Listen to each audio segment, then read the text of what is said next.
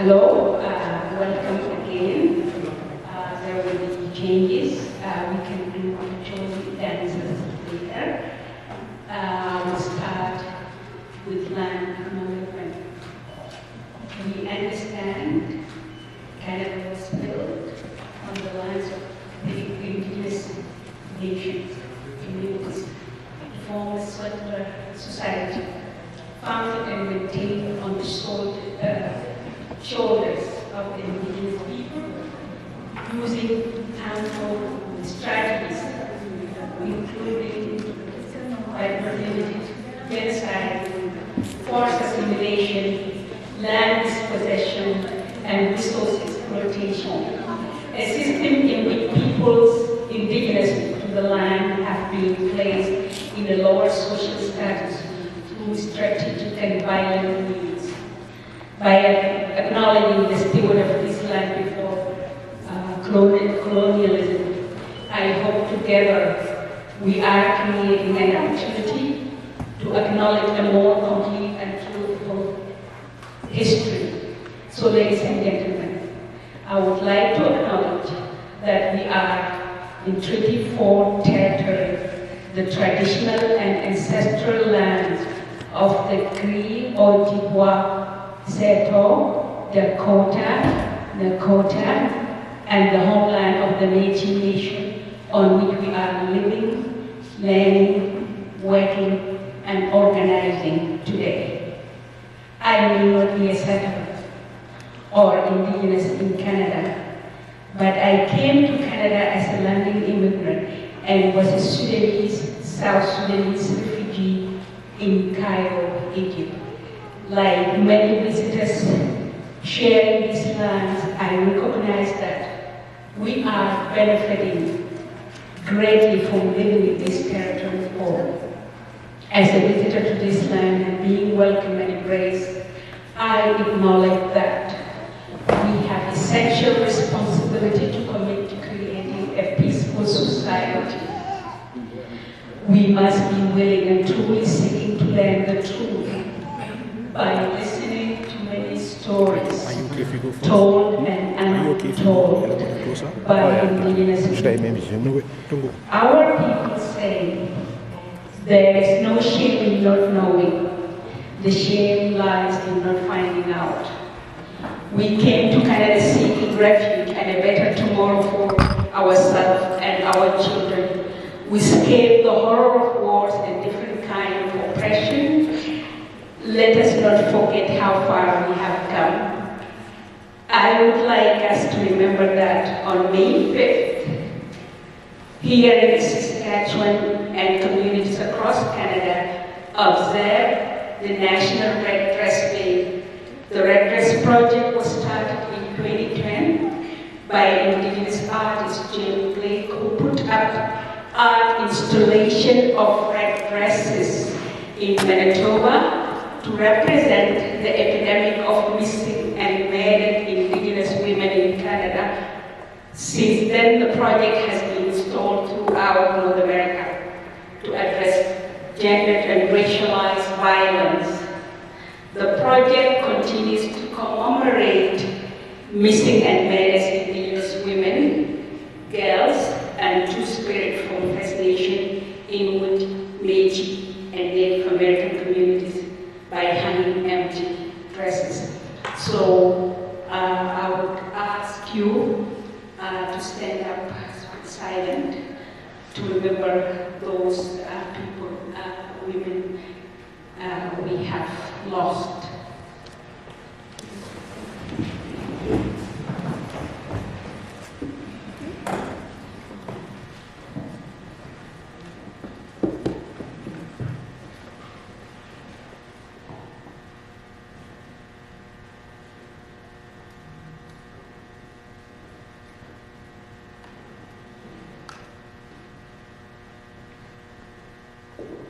Thank you. You may be seated. There is a little bit of a change or switching the program. Jolly dancers will come after, and we'll some of us are excited to see that it's a beautiful Sudanese dance. Bolden was going to be our speaker next, and our Kathleen Atem, the Lost Boys and Girls Memorial Foundation Executive Chair in Canada. Then our guest of honor, Nicole Sora. I was I've been thinking about, and I think I talked to Nicole already about her last name. I was worried, how do I pronounce it? It's interesting. I just need out to relax. I was telling my son today that long time ago, I've done emceeing many times, and I'm a teacher, and I stand in front of people, and I'm always not nervous, but I'm nervous today for some reason. So I don't know, is it aging? Because when you are young, you jump into things without thinking about it. There has been moments that I was called without any preparation and say, oh, come and do this, and I jumped into it and it was okay. But I felt really nervous, and maybe you have sensed that in my voice. Just let it go. Okay. I'm not sure if, and then I said, Dr. Muhammad Isa, mental health. I'm not. He's here. He's here. Oh, welcome. Yes, I haven't met you before. And then Francis Chigai is here from Manitoba. Malik School, Canada Program Director. David Kapars, Lost Boys, Girls Memorial Foundation, Canada Public Relations. All have been wonderful. And afterwards, there will be very celebratory activities. And I'm sure that's when we will see a lot of our community, Sudanese, they will be here, and this place will be part of it. So I wanted to use the Lost Boy Foundation before I call our next guest. So, as I said earlier, my name is Regina Nyangir Philip Akot, born, raised, and educated in Sudan, migrated to Canada because of wars in 2000. I've seen, welcome Andrew and Tammy.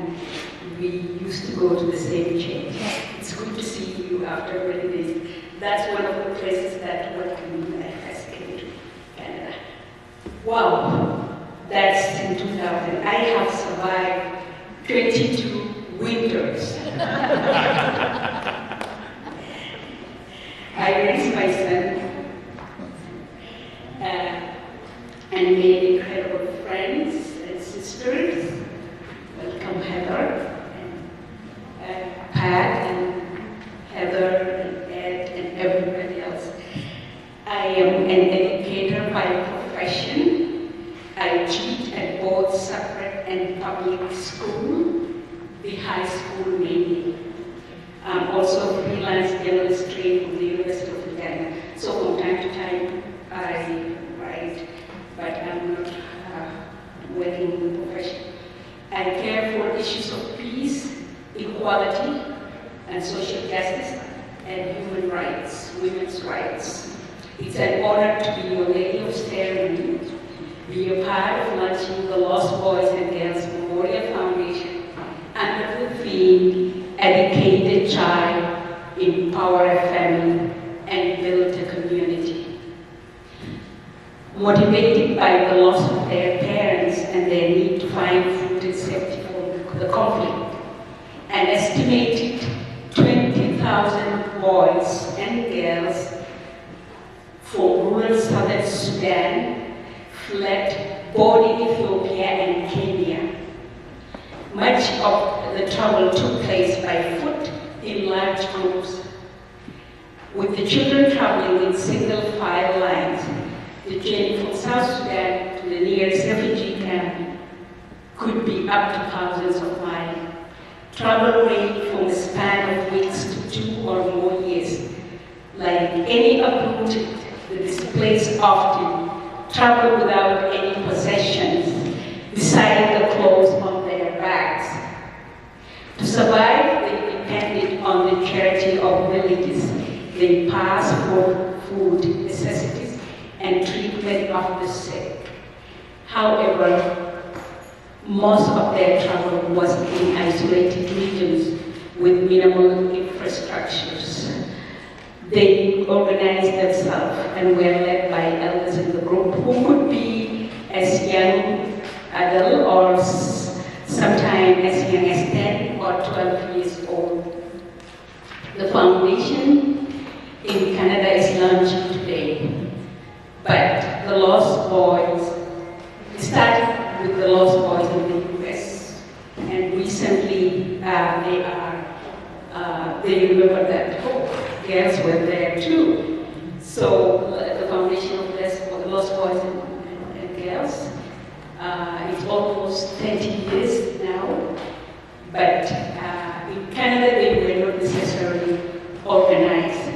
So today is the launching in the spirit of brotherhood and sisterhood to advocate for the child of war. They want us to listen to their stories, to understand the pain they have experienced, the losses that come with it. Having removed from your environment as a child, you not only lose your family connection and stability, but culture, language, and anything that defines who you are. Being displaced as an adult is challenging enough, let alone being a child lost in the wilderness, searching for safety, food, shelter, and other nurturing. The Lost Boys and Girls express the same empathy for the children of Ukraine and any child who is suffering or being displaced for war or any other disasters. They want us to understand that peace is not just the absence of bullets. Peace entails providing an opportunity for education, quality health care, gender equality, and many others to maintain sustainable peace. Nicole Sora, our Saskatchewan member of legislation assembly, will talk. We'll learn from her insight. We'll also learn about mental health and the need to educate ourselves and how to access the service by Dr. Isa, the understanding of the legal system in Canada. And I think this is changed by Francis Chigai, but he will still talk. Refugee needs and settlement by Peter Neufeld, and the message of peace from Regina Peace Advocate Ed Lehman, Ms. Debbie Kapards to tell us why we need this organization, and the LPGMF Canada's chair, Ms. Catherine Owate. I suppose to call upon is Howard here. Catherine here. She's not up for us. Okay.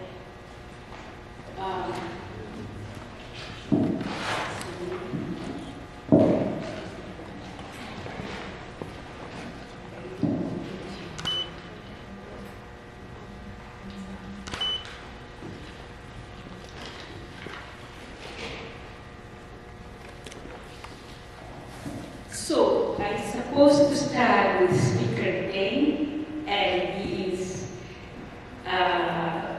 the global CEO of the Lost Boys and Girls Memorial Foundation. He's in Japan right now, so he sent us a clip of his speech, but technology, so we couldn't access that, unfortunately.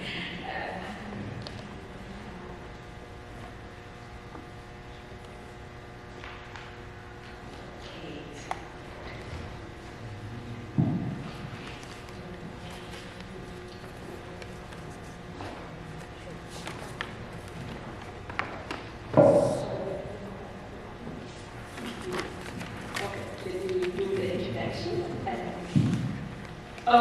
so I will introduce our guest of honor, Nicole Sarah. Nicole Sarah was first elected in 2016 as the member of Legislative Assembly for Regina Douglas Park. She is the deputy leader of the opposition and the opposition critic of Justice Saskatchewan Liquor and Gaming Authority, SAS Gaming Corrections and Policing, and the Provincial Capital Commission. Nicole Sarah grew up here in Regina, studied here, went to high school, went to University of Regina, University of Saskatchewan, where she completed a Juris Doctorate in Law with honors in 2009. She returned to Regina and practiced law at private firm until 2011. Then she moved to practice a provincial charity that provides free legal representation to those who need access to the justice system. Nicole was elected in 2012 as a trustee of the Regina Public Catholic School Board. In addition, she has served as a volunteer and board member with groups such as the Regina Sexual Assault Center, Regina's Charter of Amnesty International, and the Young Women Christian Association Big Sisters program. The list is long and I have not given her a fair introduction, given her an impressive resume. So let's give a big welcome to the Honorable Nicole Sarah.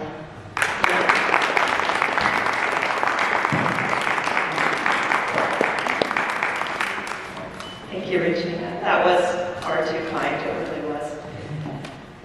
And you're doing a fantastic job at emceeing. You have no reason to be nervous at all.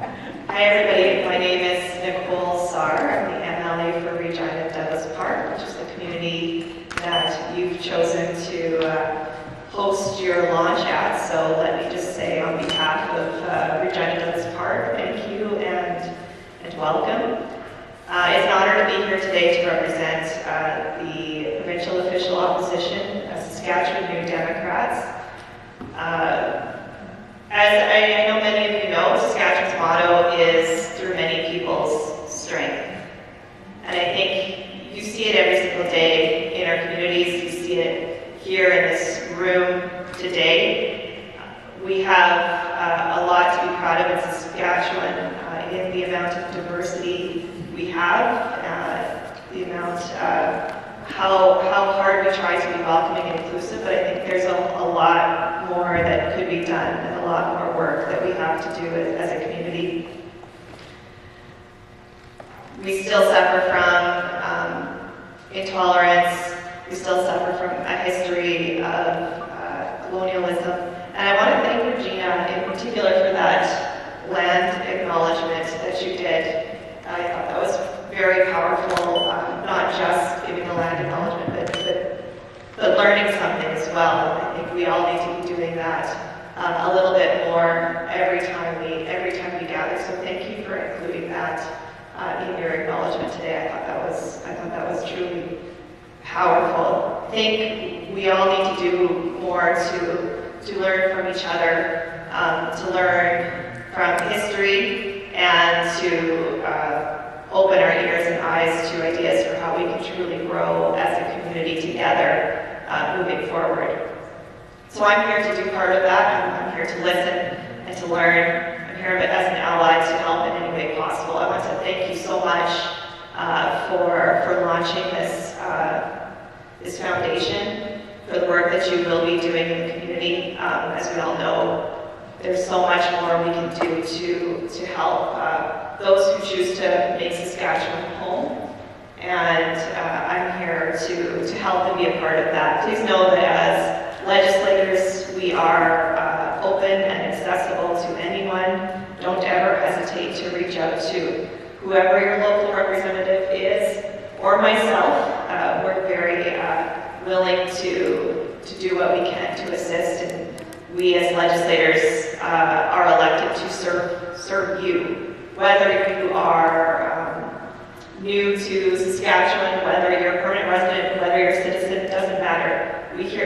to work for you. We want to make Saskatchewan the best place possible for everybody. I just want to take the opportunity to congratulate Catherine, who I don't think is here right now, but her entire team for putting this on, for doing this hard work. I know it takes a lot of work, and it's truly a labor of love for many different people, but just congratulations. I hope you take this opportunity to not only are you doing some work in helping us learn more about what you plan on doing, but also I hope this for today is a celebration for all the work that brought you to this moment as well. So thank you so much for having me here. I forgot to mention I'm joined by my colleague Rob Desjardins, who's here as well. We're looking forward to the program ahead, very much looking forward to these dancers.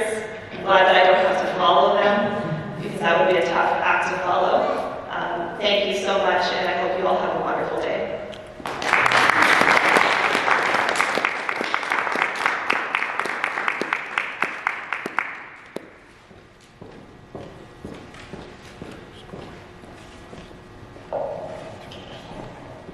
Thank you, Nicole. That is very powerful and inspiring. I'm still also looking forward to the dances. It's really good. It's really beautiful.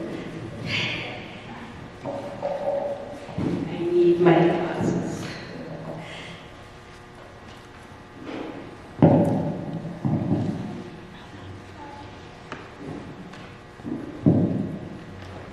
Okay, the next Peter. I will introduce the next speaker, Peter Neufeld. Welcome, Peter and Janet Neufeld are members of Grace Mennonite Church in Britannia.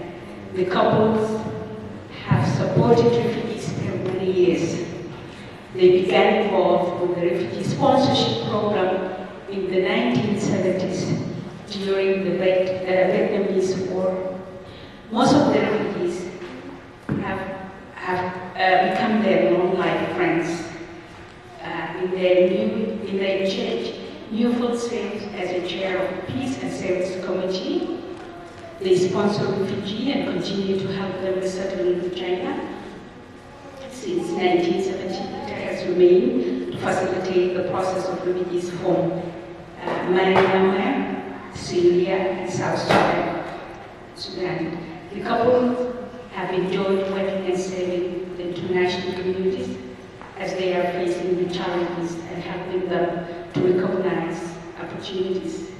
In 2009, they visited Guatemala to review a Rotary program, would turn into a life-changing event, building thousands of schools for many children in need.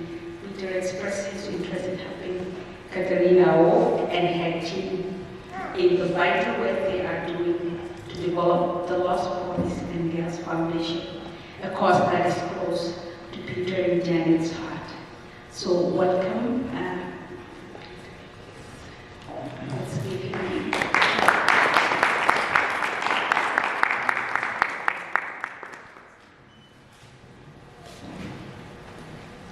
Thank you very much, Regina. This is really an honor to be here with you today. And it's really, when we think of Catherine and her team and their dedication to rescuing lost boys and girls, it's wonderful. It's a much-needed program. You mentioned that we had gone to Guatemala and that through our Rotary Club we're building schools. Actually, it isn't thousands of schools. It's over 100 schools that we have, impacting thousands of children. Maybe thousands of children. Absolutely. Yes. Just a very brief note of my background. My mother was 16 years of age when she came to Canada from Russia as an immigrant. That was an amazing time for their family as they adjusted. And I've heard many stories of that. And that has really helped me to understand the challenges that refugees have today. As was mentioned, I am a member of Grace Mennonite Church. We work together with the Mennonite Central Committee, and it says on your program, Mennonite Central Committee. Mennonite Central Committee is an organization across North America of Mennonite churches working together to help people in difficult situations around the world. And MCC has an agreement with the government of Canada for sponsoring refugees, and that really helps our process. When you think of the world today, especially with the war going on in Ukraine, we're looking for peace. We're looking for peace in South Sudan. We're looking for peace in so many parts of the world. Wars have caused displacement of 16.1 million refugees. And about half of those are under 18 years of age. As these people have fled their homes,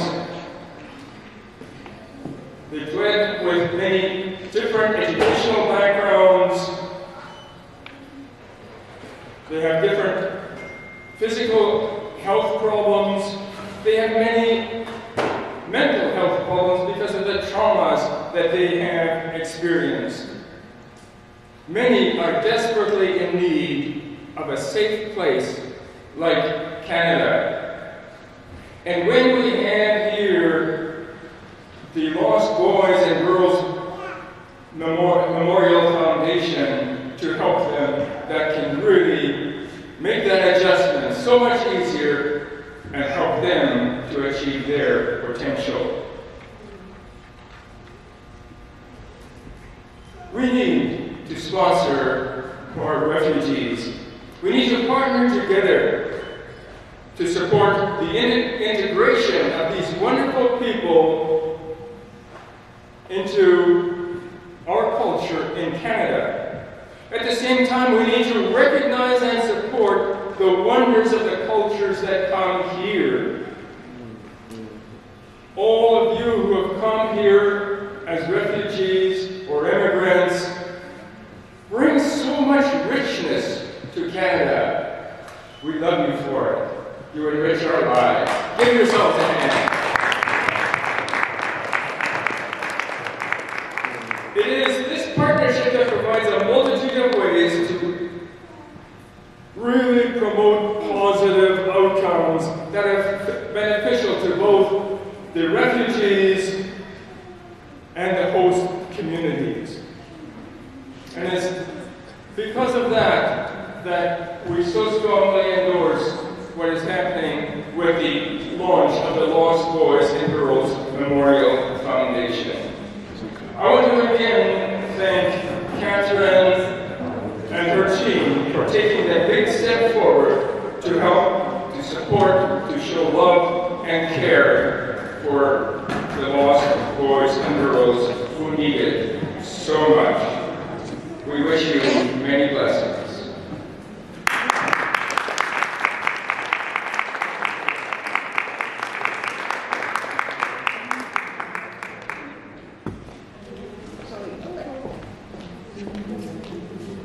Thank you, Peter. That is so powerful, and that's, thank you very much.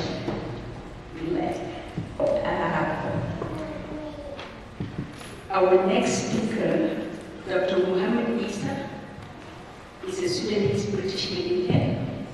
He's a medical doctor by profession. He has practiced in Sudan, England, and now he's a consultant psychiatrist with the mental health and addiction services in Britannia, Saskatchewan.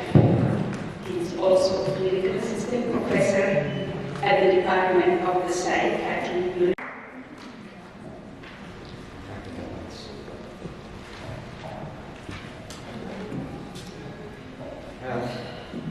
Good afternoon, everyone. Thank you very much for our guest. I'm really so happy being part of this project. So grateful for Kathleen, can see her here, for inviting me to come and talk a little bit about the mental health and some of the challenges we all face, but particularly our brothers and sisters who came here as refugees and all their experiences.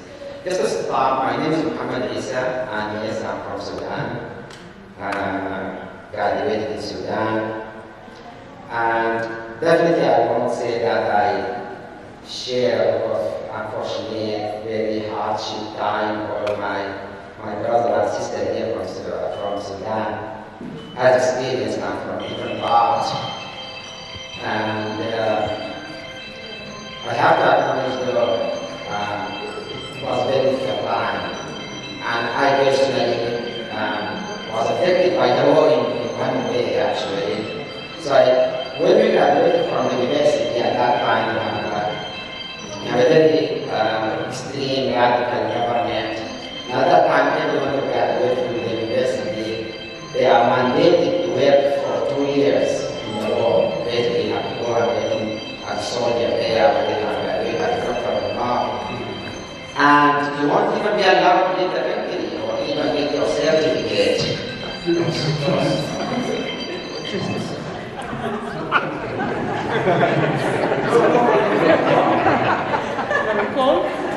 I have this company, I have my own financial experience that has issue, and I go there, they take the sponsor, they are calling now, calling later. So yeah, when we graduated, 2 years, you have to go, you have to fight this terrible war, and for 2 years you won't be allowed to leave the country, you won't be allowed to even get your certificate to leave the country to do anything. So I remember there's about 16 of us. Okay, and that time I was a communist, I have to say. And a group of us said, we really felt this is nothing to do with us. We don't believe in this world, And we have to leave the country. We have to leave the country, and actually we paid some people to smuggle us from Khartoum, the capital, Kasaba in the east, then they smuggled us to Eritrea and then Saudi Arabia. And I worked as a teacher there for a while as a illegal immigrant before I was able to go to England to do my graduation, post-graduation. After that, I moved to Canada. And thank you very much for Canada for being very good to us. Thank you. So currently I'm a consultant psychiatrist with the Mental Health and Addiction Services. I'm also assistant professor with the Department of Psychiatry, University of Saskatchewan. And I really want to talk a little bit about, mental health. We all know that mental health really is a big issue. Simply, every 4 people in this world, one of them will struggle with some sort of kind of mental illness. You add to that the experience we as Sudanese went through. The prevalence of the mental health issue and psychological difficulties is so profound. We understand that. Unfortunately, it's still the case. Access to mental health services, counseling, psychiatrists, getting medication, navigating the system is still very challenging for everyone, and that, of course, will be compound for us as immigrants, as minorities. So when Kathleen came to talk to me, to be honest with you, the first thing that came to my mind, I definitely want to be part of this. We want to make sure that it is easier for our people to access psychiatric services everywhere. We will do whatever we can do to help them to navigate a very complex system to get the service they need. And we hopefully will be working with our brothers and sisters to talk about this and get them to be aware more of the challenges facing our children here. It's not only the trauma they experience. Trade unions, peace, solidarity movement, and local government.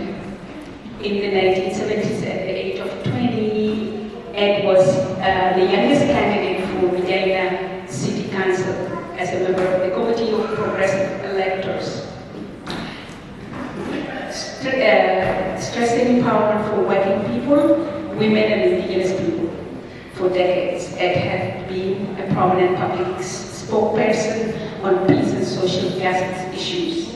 In addition to his labor movement and civic and political activities, Ed remained active in the peace and solidarity movement, especially in the Millennium Peace Council as president and vice president on several occasions during the mid and late 1980s.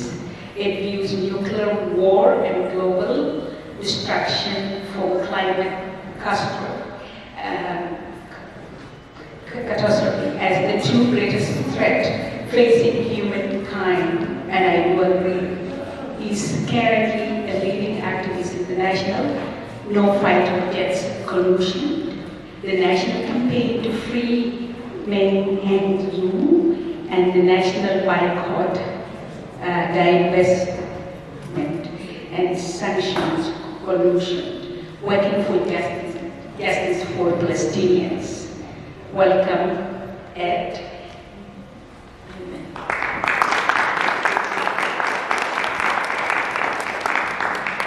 I just want to acknowledge James Galoak, the president of the chair of South Sudanese community, is here. Welcome, James.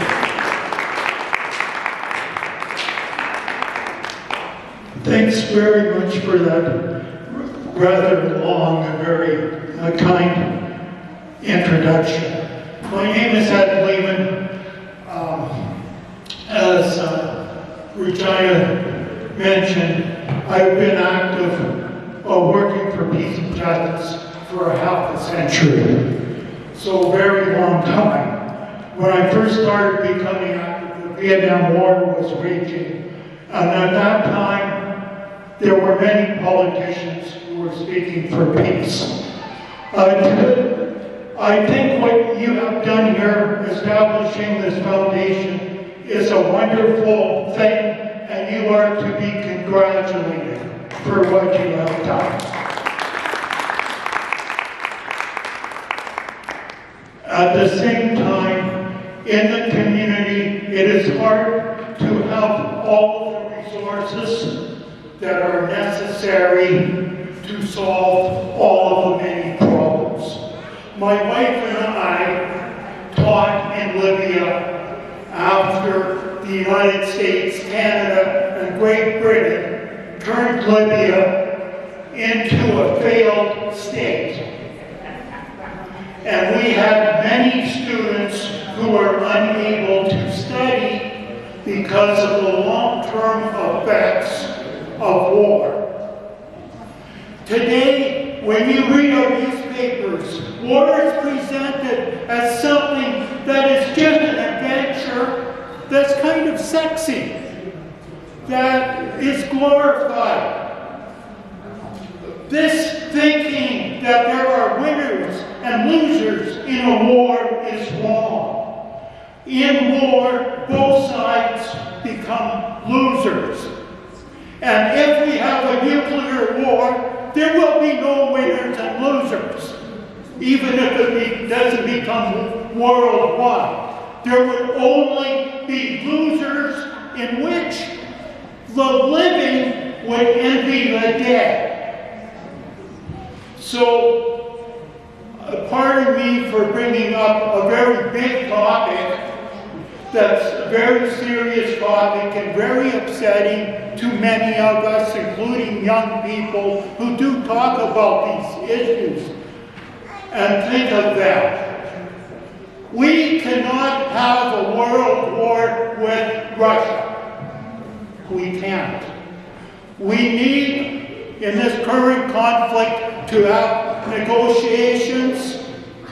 And we need ceasefire first of all, and we need negotiations. We do not need talk about how Canada should benefit economically by squeezing Russia economically.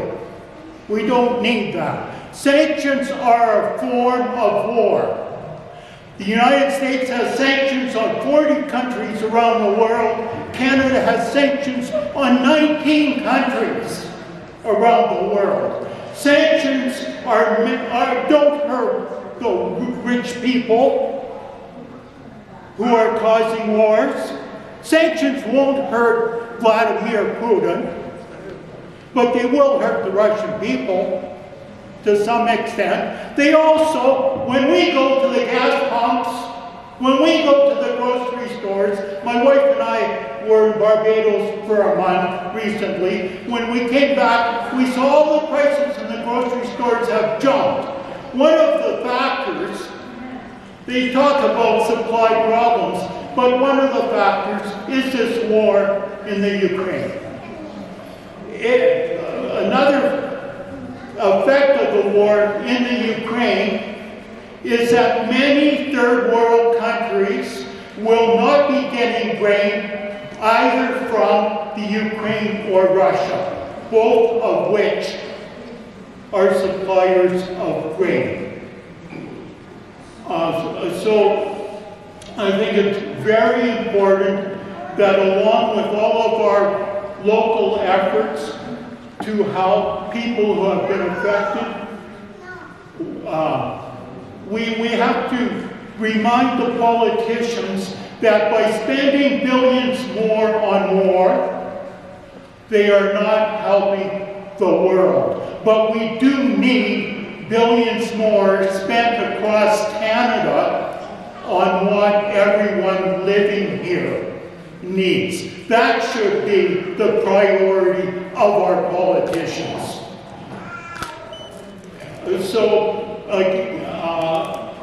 I know you're anxious, like I am, to see the dancers. I think I should wind this up. I would like to thank the organizers very much for inviting me to bring greetings. Without peace, there can be no justice. Without justice, there cannot be no peace. We have to work on all of these things together, and we have to be optimistic. As long as we're still here, we can make the changes that are necessary. Thank you. Thank you very much. That's really powerful. And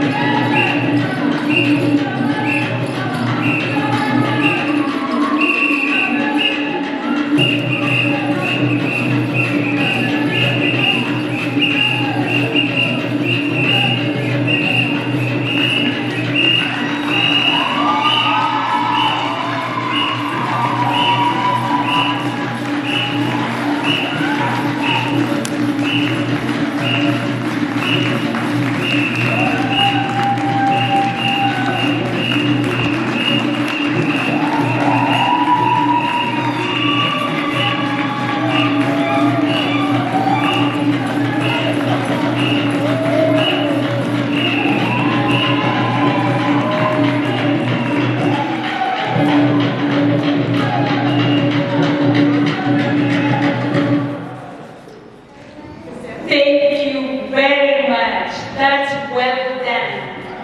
Your parents used to do it very well 20 years ago. They have trained you well. Thank you, thank you. You have entertained us. That was beautiful. Acholi is one of the South Sudan ethnic groups. It's a part of Luo tribes. They reside in part of Sudan, Uganda, and some are in Kenya. I'm not sure about this part. Yes. Yeah. Thank you. Thank you very much. Next, I would like to call upon the lady who made this event, this luncheon possible, Catherine Awok Atim, and I call her Queen. She has the two names, Queen and Awok, and those are beautiful names. Queen is a mother, a wife. She also works at mental health. She studied at Saskatoon at University of Saskatchewan, criminal health, and then she completed social work. So she's doing the two. So welcome, Awok, Catherine Awok. And she's also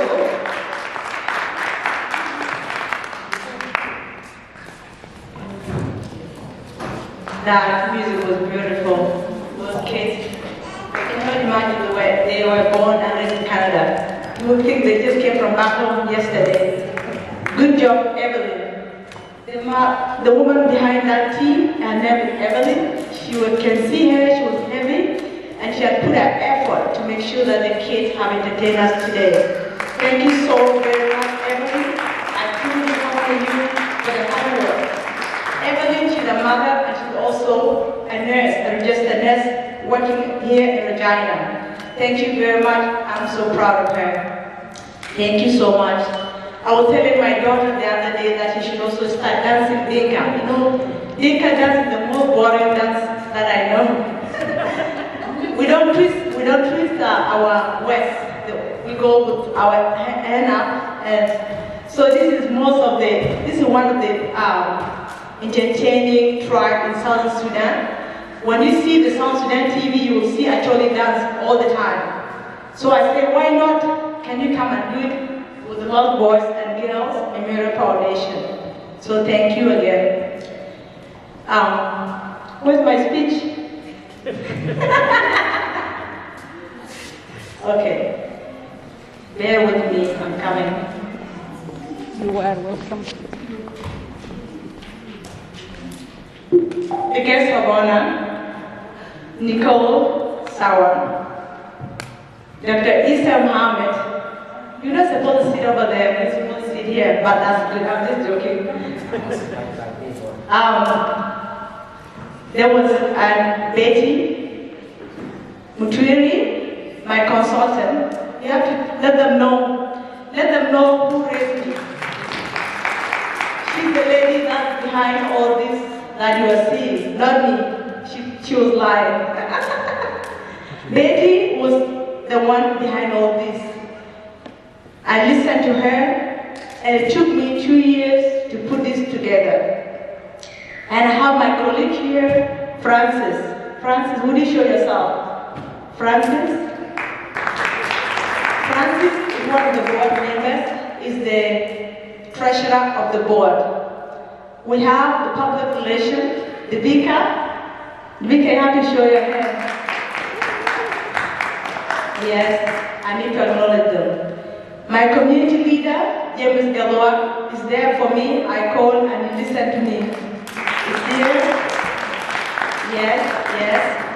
I have my personal trainer, my spiritual leader, Peter. I can acknowledge him. I come to the office when I'm stressed, I work and I cry in his office. Peter led me to his office. My job is not far from his office, so whenever I'm stressed, Dr. Isa, I sneak to his office. Next time he's looking for me, he'll find me in his office. So So I have wonderful people around me, and I thank my community, my family, my husband, my children, my sisters, my friends, and my community members. And my friend Regina, the MC of today, she has done an amazing job. I will tell you my history with Regina. She will be meeting, I think, like 4 times. I'm a mother of 4 children, and whenever I meet Regina, I must be pregnant. This is true story. So the last time I called her, I said, Regina, can you do me a favor? I want you to participate with Lost Boys and Girls to support and volunteer for us. And she asked me, would you be pregnant when I see you this time? I said, Regina, I think I'm done with the game. No more pregnancy. So that's the true story. So today, we are here to celebrate and to honor the lives of so many children of Sudan that were lost due to political struggle in our nation. There were over 20,000 children between the ages of 5 and 10. I don't know how far away, but when you trek from Sudan, and from where I come from the west of Sudan to Ethiopia, it's a long way to go. It is, I think it took them 40 months to trek the children. So many lives were lost. I was with one of the lost boys and girls. That time I was a little bit younger, so I was being carried by my uncle. So I made it safely to Ethiopia, and then from Ethiopia we fled back to Sudan, and then from Sudan we fled to Kenya. So Betty, she's actually my background. She's a Kenyan by nationality. So with me, when I came to Kenya, I was only 8 years old. That was in 1993. And you can count my ages. So I don't know how old I am. I don't celebrate birthdays, so don't mind me. So when we came to Kenya, it was a desert. There was nothing there. So I didn't know what was happening. As a child, you just go with them. When they are playing, you just play with them. You don't know anything. And life was still fun. I was still playing with my friends. The only sad part is that when it's nighttime and we are trekking in the dark of the wood, I would get so tired. And sometimes I wish I was a bird. That was my true wish as a child. I said, and I did not know there were other children that were comfortable in their homes. I thought all of us were like that in the entire world. To come to learn today that there are children like my children that are actually safe and they can be here safely with no concerns. Today, we are celebrating this life that were lost, and not just to honor them, it's for us to do something about it and to raise these children that we are seeing here in a way that they can actually be productive members of the society. When we come to Canada, the United Nations High Commission come and we fill out application and we tell them the story, what happened to you? I fled my country because of war. And say, why do you go to Canada? I want to go to Canada to go have a good life, I want to have education, I want to have all good things we say to the interviewing officer. Not knowing that when we arrive here, it's a life restart. I remember when I was coming, I was single and young. I came through a different program. I came through University Service of Canada, and I must thank them for what they have done for me. Without WUS, I would have not been in Canada today. Because the process, there are some people that are lucky to come to Canada through the United Nations selection, but there are some that cannot get it. So I came through WUS program. So when I came to Canada, my life began, and I started with the University of Saskatchewan, and they welcomed me, and I had a good life. The student helped me. But to integrate was a challenge for me. I ended up in the hospital for 2 or 3 weeks admission because I could not adapt. I didn't know how to go about things. I didn't know how to eat. I didn't know, everything was different. It wasn't the same as back home.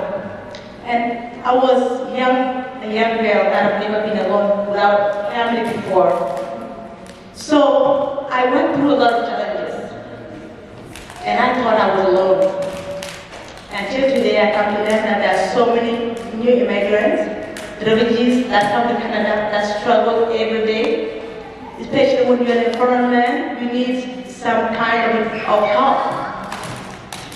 The Canadian government is doing a good job by bringing us here and supporting us. But today, I want to challenge the government of Canada that the one here, the scholarship program that you give to people is not enough. It's not enough. When you come in winter time, you just starting to begin to know the place.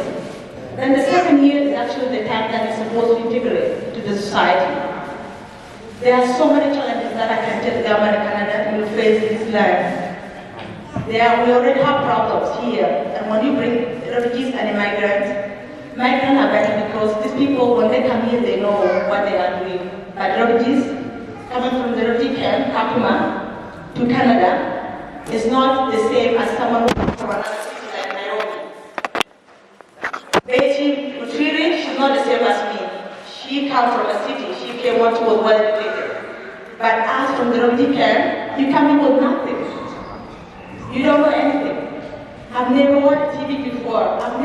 There's so many things. I'm a jungle girl. I flee from bush to bush, hiding. That's what I was doing. Some of you might have watched the Lost Boys movie. In that movie, it's like a documentary, but it's reality of it. When they came to the US, they were taught how to use the stove, how to turn on the TV, all these things have to be taught. So do I. That's the same thing that I have to go through. So today, I don't want to make a long story. I don't want to bore you guys with my story, but I can talk for days. Some people that have talked to me know, because I come from the reality of the experience, from the pain, that right now I'm touched by my own story. Are you guys touched? Well, so let's come back to the Lost Boys, to the Memorial Foundation. Lost Boys and Girls Memorial Foundation was founded and registered as a non-profit here in Canada in 2020, June the 1st. The head office is here right in Regina, where I am. So Lost Boys in Canada will face in this land. We already have problems here, and when you bring refugees and migrants are better because these people, when they come here, they know what they are doing. But refugees coming from the refugee camp, Kakuma, to Canada, is not the same as someone who comes from another city like Nairobi.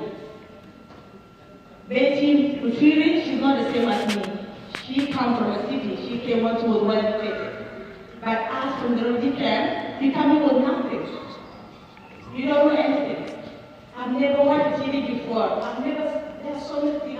I'm a jungle girl. I flee from bush to bush, hiding. That's what I was doing. Some of you might have watched the Lost Boys movie. In that movie, it's like a documentary, but it's reality of it. When they came to the US, they were taught how to use the stove, how to turn on the TV, all these things have to be taught. So do I. That's the same thing that I have to go through. So today, I don't want to make a long story. I don't want to bore you guys with my story. I can talk for days. Some people that have talked to me know, because I come from the reality of the experience of the pain, that right now I'm touched by my own story. Are you guys touched? Well, so let's come back to the Lost Boys, to the Memorial Foundation. Lost Boys and Girls Memorial Foundation was founded and registered as a non-profit here in Canada in 2020, June the 1st. The head office is here right in Regina, where I am. So the Lost Boys and Girls Memorial Foundation is a federal, we registered as a federal so that it can operate in the 10 provinces and the 3 territories. Because we have so many people everywhere. We need a program to expand and to help so many people. The reason for that is because we need, like Dr. Isa mentioned, we have a lot of struggle, we have a lot of challenges. So we need to put this program together so people can get help. Well, I want to apologize. The day I began very disorganized, and forgive me, forgive my team. We were supposed to have a video of the CEO, the founder of the Lost Boys and Girls Memorial Foundation. I will send it through your emails, the guests that have come, so you can listen to him. But I could not get this going, whatever they screen, and I don't know what's going on. So that would have been the first one. But is my founder. He thanks you, and he's mentioning to you that we need support. As a refugee that come to this country, we need help. And I'll say again, we need support. So the Lost Boys, this name, as you can hear it, Lost Boys and Girls, this is the name that is created to honor, like I already said, to honor the life of the children that were lost. The name is to honor, and we created this to create programs that are trauma sensitive and services that will empower our youth and children and families. This is because we have gone through challenges as lost boys and girls. And I said, when we come here, we came to have a good life, not to suffer, not to fail. We did not come here to go to get welfare dependent. We came here to get educated and live life and have it in abundance. And we still have connection with the back home where we can actually help people and maybe do something, contribute, do something to support people in the refugee camp. And this is how I connect with Peter, because Peter, the Mennonite Central Committee, they do a lot of sponsorship in the refugee camps, and that's how I connected with them. So with this program, we are hoping that it will actually work and help our children. We are to advocate for children's rights, both here in Canada and internationally. As a child that has gone through trauma and trauma of war, I can tell the United Nations and any country leader that is not a pleasant experience to be a child of war. You miss out on a lot of things. Every child has to have a right to have fun, play, go to school, and have it in abundance. So when we talk about poverty, it is real poverty. When you're in the refugee camp, it depends on the United Nations, and we get food every fortnight, every 2 weeks. And that's not enough. You get it for 2 days, you'll have enough food, and then the rest of the days you have nothing. As I speak to you, my family is still in refugee camp in Papua. But they are blessed because I'm here. The money that I make in Canada is not just my family money, I share it with them. I'm still attached to my family back home and my friends, and the neighbors, and the people that I used to know back home. Because I cannot have peace of mind when I know people are suffering. That's the reason why I'm here in Canada. That's the reason why we have Mennonite Central Committee is sponsoring refugees. Because they feel like they cannot just enjoy life without extending the mission to the people that are suffering.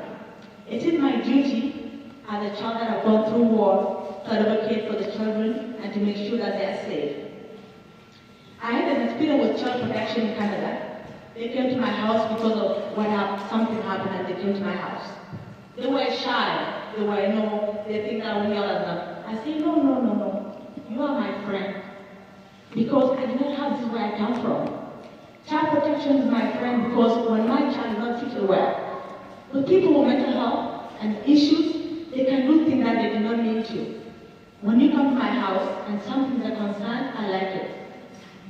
So one day after they investigate whatever they investigate, I told my son I would take him out onto the street, so they never told him. So they looked, there was nothing found. It's just the child that was just on the street. But these are the things that a lot of children are lacking. We have it in Canada, but we have so many children still suffering. We have the example of Ukraine. I don't watch the news because of that triggered me. When I watch the news for Ukraine, what's happening in Ukraine, that's what happened to me. When I fled my village, this is the same way I fled. I was not with my mom. I went to fled with my auntie. So there's a lot of work that still needs to be done on the wall to create peace dream for children to live in peace and to enjoy life. We have to also provide life skill training for youth. So many youth are here, and we have one thing that we are struggling with as refugees or immigrants. We come here and we have nothing else but just us. No relative, no family. When you come here, you come with a dream. You want to make life in Canada. So you will have to put yourself into 2 to 3 jobs, running from place to place. Because that was a dream we came to achieve. But working at a minimum wage, you cannot make it. You have to have 3 to 4 jobs. Our children are left behind in the home, suffering, no programming, and no support. They need us. No programming, and no support. They need us. Something shocking that I learned in Canada was one thing. I went to go to school in Kenya, and all that my auntie can do when I come home, just give me food, because the work is done by teachers. But to my shock is that here, a parent is expected to do 60% or more with this school homework. So some of us come here with no background in English. We don't read or write. So when your child goes to school and you don't read and write, how will you help them? How will you help that child? We have seen high rate of school dropouts, both here and anywhere else where they are refugees or black people. It's because of the same reason. We created this Memorial Foundation to create a program like that. It's a after-school program where we can actually come together as a village and help children. If I have time, I can come and help them with homework. Tomorrow, another person can do the same. And we are happy that today our Canadian friends, leaders, are here with us. And the reason why you are here, we need you to learn who we are. And that's why I'm standing here and being transparent about everything. I'm being transparent about my own life and the life of my community. We are always people that like to make friendship and to invite people. Our country, we are built on hospitality, welcoming, and friendship. And I find that here with a lot of Canadians. But one thing that's taking that away from us is because of timing and the way we're trying to make life work for us. I wish I was in the village. And this is a sad thing to say, because you work so hard to come here in Canada to make life, and then you come here, you want to go back home. True story, there are so many people have gone back home and they never came back, because it's challenging, it's difficult. Within this week, we have lost like over 5 people through mental health issues, related issues. I'm talking Canada-wide, because we are federal and we connect with people everywhere. So mental health is a key to us. When we came to this country, we never know what's mental health. We did not know. Like the Teresa mentioned, we don't know, we are not aware about mental health. And that's the reason why I went to Dr. Isa often and said, Dr. Isa, you need to come and talk to your people. Tell them to come out. We are not back home where you can talk with your auntie. We are not back home where you can go for a long walk, find a neighbor, and talk to them. We are in a different place where we actually need to seek services, seek treatment where you can. When I talk about mental health, it's a reality. We have lost so many lives. Even in Australia, we have lost so many, like we have lost a great advocate, a woman of faith, a strong woman. We have just lost her 2 weeks ago because of mental health. She was frustrated. She wanted help. She shouted for peace back home and here, and nothing was happening. Children are going to jail at high rates. Every family that have their teenagers, you will find one person in jail. Is that the Canada we came to? Is that what we applied for? Did we come to die? Did we come to succeed? As for me, I say we came to have life in abundance in Canada. So, with me in my head, when I come to a place, say, where's the address? I will tell you my village is in this address. I like village. The reason why I like village is not the building and everything, it's the way it was structured. It was structured in a way that everyone takes care of each other. I find kids here, even in Canada, and I find them like messing up. I say, why are you doing this? And they'll be looking at me and they're shocked why I'm talking to them. I'm not their parents. And this is why we need to have a village. I talked to a couple of friends, they know, they say, long time ago it was like that here. It's still the same in the rural place, in the farm areas. But our children need to understand that we are still living in the village. I'm talking to you, the kids that are here. When you go to school, by our culture, you're supposed to respect your teacher. Anyone older than you, you respect. And that person has to give you respect back and teach you and you listen to them. This is true for our children. Because they come to learn the idea that if someone's not your parent, even to the teachers, they talk to them anyhow. That's not acceptable. We need a village. This is Honorable Nicole. When we call somebody and say you are our honorable, you come to receive our complaint and to listen properly. I hope she's listening. So, what we are calling for is a village where these children can actually come back and we say we have to go back the old ways, where you listen to anyone that's older than you. You teach you the ways, the heritage. I like Canada so much. Why? Because it's a country that's built on multiculturalism. You are respected with your culture, as long as it does not hurt you or anybody else. So we are calling, No, we are calling for the village. Today, the program is going to be a long one, but forgive me, the drinks are here, the food is here, and in the back you can see there are baskets, the raffle basket in the back. This is because we are starting a program in summer. The city of Regina at the end of summer, they have granted me a field where the children will actually start soccer this July. I'm so excited. I'll be one of the coaches.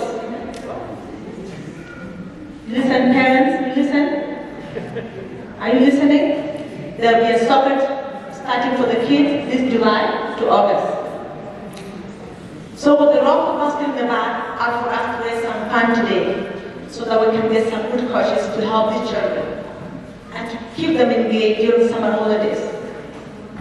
If you come from a family that makes less than 50,000 a year, there's no room for you to go for summer camp. It's quite expensive.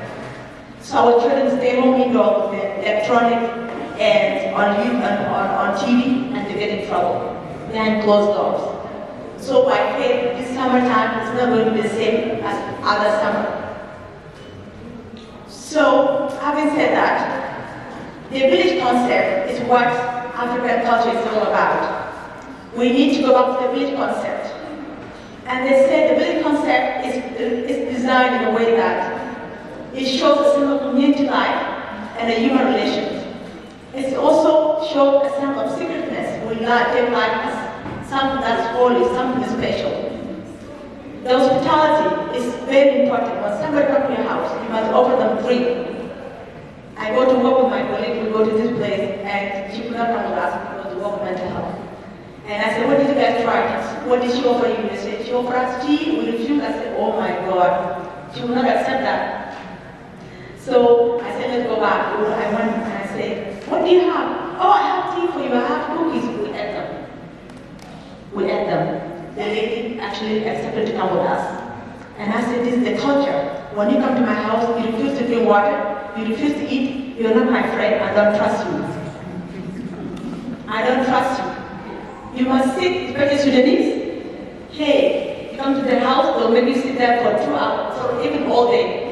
They'll bring this food, bring the next one, bring the next one, stay. You will stay until, and they will train you so well. So that's Sudanese, you need to know who we are. Dr. Issa laughing because he does that when you go to his house. Dr. Issa does that, yeah. So the Love Boys and Girl Memorial Foundation, long-term goal, I already mentioned it, is to build a unifying hub for families where they can actually meet and socialize and learn their heritage. And we are dreaming for a place. And we are asking for a place. That where we can actually meet, when someone's new, they will come there and socialize. They will not be left alone. I ended up in the hospital when I came here because there was no place I could go and socialize with people. I was looking for Sudanese food, I could not find it.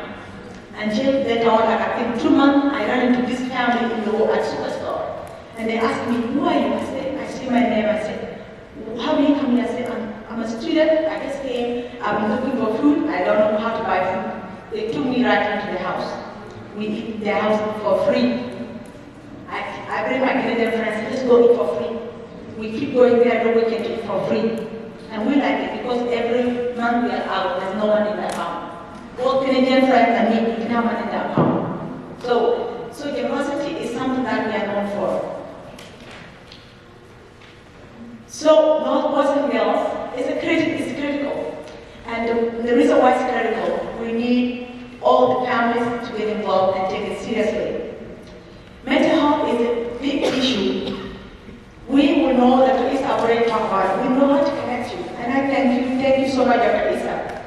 We have so many people know we have relatives from Syria, we have relatives from Sudan and all these things, and they could not speak the language. Dr. Isa is a consultant at the mental health clinic. He's busy, he has his own client. But when I ran into this client, I would come to his office and say, Dr. Isa, please, this person doesn't speak the language. And by the way, Sudan is national language Arabic. I don't speak Arabic. Don't ask me why, you already know. Because I was in the bush. I could not learn Arabic in the bush. So I ended up in Kenya, where I learned Swahili. So I am Kenyan. I speak Swahili. I went to school in Swahili. I speak Swahili. My sisters that came from Kenya, they were born there. We've been in Kenya for over 30 years as refugees in the refugee camp. And they're still there.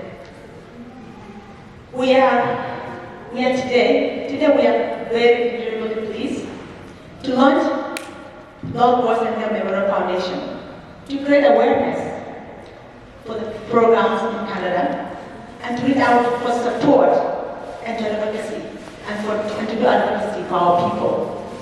We are dedicated to helping you and your families. The African concept of caring involves all the members of the village. All of us here, we are the villagers. This is a village, we're in the village. And every one of us is prepared to play a role in the village. The Lost Boys and Girls Memorial Foundation is seeking volunteers for the youth and kids summer camp, for some work to be done in the office. Yeah, it's funny. We had an office over a year, almost a year now. I never sat there because I have my own job. I pay rent, I don't want to sit there because I cannot afford it. I have to do my own job. So this one, I do it overnight. I don't sleep. I sleep 2 hours sometimes. But the I sometimes will have this done. This needs to be done. And I today. Yeah, because and then let's come. Good line up there. Okay.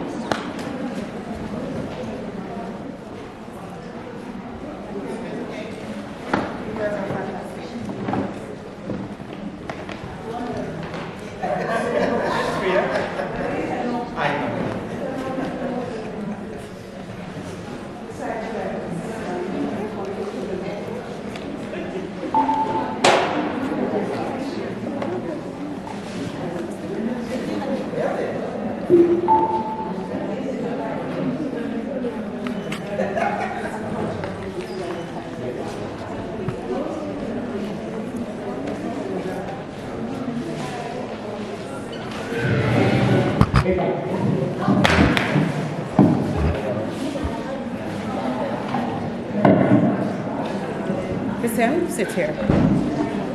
Sit right here. No, you're not sitting here. You're sitting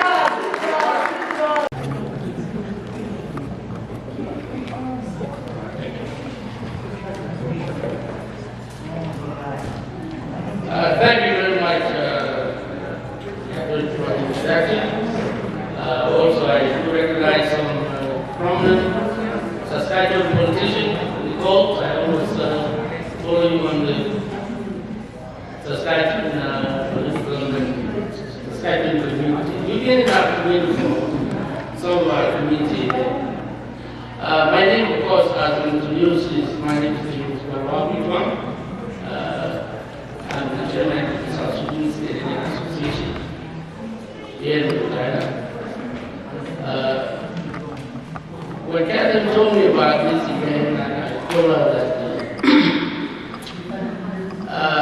we have been postponing a lot of community events because of the pandemic. And most of you who know the community, and also some of you who came from outside, our communities are quite a large community. Unfortunately, I would guess people forget to socialize after 2 years of a lockdown. And with the message is sent out to the people, some people are optimistic of coming. And hopefully, as time goes and if the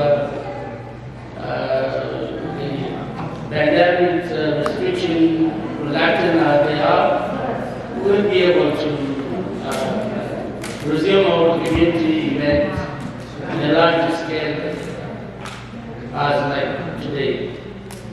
The foundation that they came to Uganda here to launch is a very important foundation.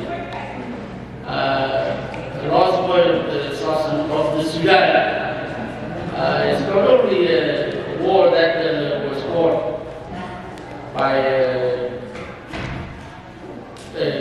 grown-ups. It's children were taken from the family.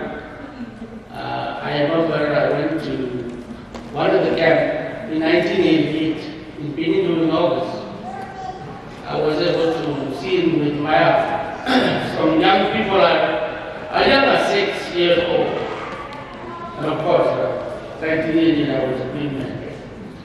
So let my look for you guys. Most of these young people, some were with us, some of them were really lost. And prior to that, some of them were taken to Cuba, and I got to mention Abraham Maye and Achoma, they were with us, Abraham Maye. Those who were taken to Cuba, they were taken at young age. The most difficult part of this life journey they went through is a mental problem. Some were unable to connect with the family after all. And those who made it to safety, unable to go back. And if you go back, of course, you find there's nobody, the people that you know. And you basically look for another means of surviving. You lucky enough that some of us were lucky we came to Canada or came to other part of the country, other part of the world. We were able to tell the story, like the organization that they run today is telling the story. There's more to say, and there's more to do. Unfortunately, the country has been struck back to the square one by the violence that happened a few couple of years.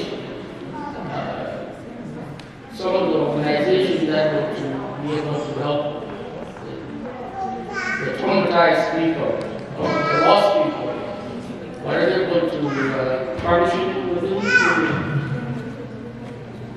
the facility that they were supposed to be set at home.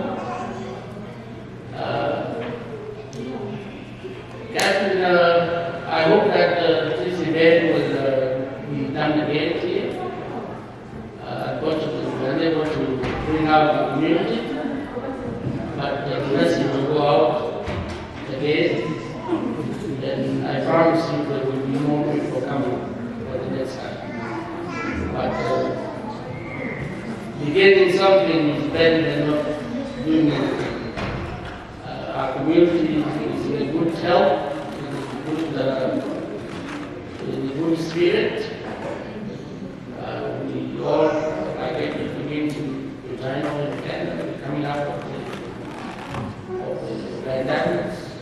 slow, and we will be able to do some of the activities that we need to meet to move forward.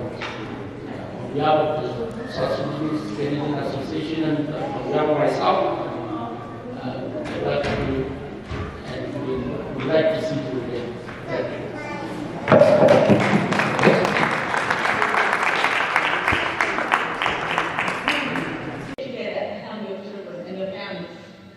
Is your duty today. It's done, my job is done here. I'm not the lady that have done it. It is all of us in the village. There's no me in the village concept. It is us. It's all of us. We eat together. We dance together. We play together. And you guys have seen those kids. They were so happy dancing there. That's the kind of thing that we need our children to learn to dance and to enjoy the culture and the heritage. So, I'm not going to take on. We have the father of Lost Boys. His name is supposed to actually send the video. This book is a powerful book. There are some things that are here that I don't even know. Because when war happened, everyone has their own story, and how it happened to you is different. This was the father of Lost Boys, the guy you see here. He's the one who found who brought us to Kakuma. When the children fled the country, over 10,000 of them, there were no adults. There were like 1 to 3 adults. He took over the ownership of the kids and he said, I will be your father. He parented them. This is him in Australia. His son was 7 years old when they left Kakuma camp and they went to Australia. And the boy became an engineer and he wrote a book about his father and the Lost Boys. We have only 4 books. We have more, we are expecting more. These are books I'm going to give them to our guest of honor so that you will know about us. What I'm saying is nothing compared to what is in this book. So I don't know if the big I want to give them to. I apologize. It's not that they're not going to be enough. I have 2, I want 4. The big I want to give one to our honorable Nicole so she can get to know us. She will read the book, she will understand